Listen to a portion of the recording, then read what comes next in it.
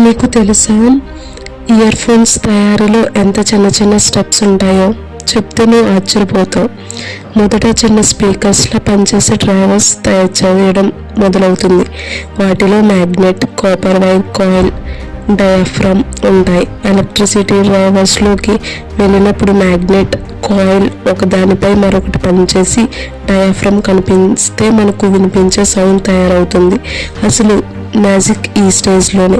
తర్వాత ఈ డ్రైవర్స్ని left and right ఇయర్బడ్స్లో fix చేస్తారు.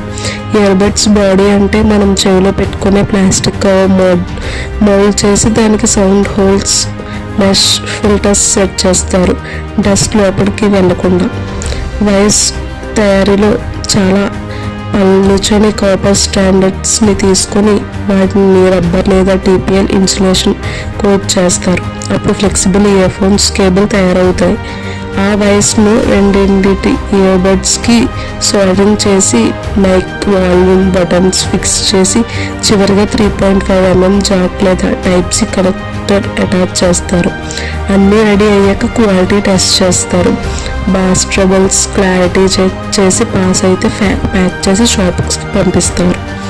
చూడు ఎంత సింపుల్గా కనిపించే ఇయర్బడ్స్లో ఇంత పెద్ద సైన్స్ దాగి ఉందో.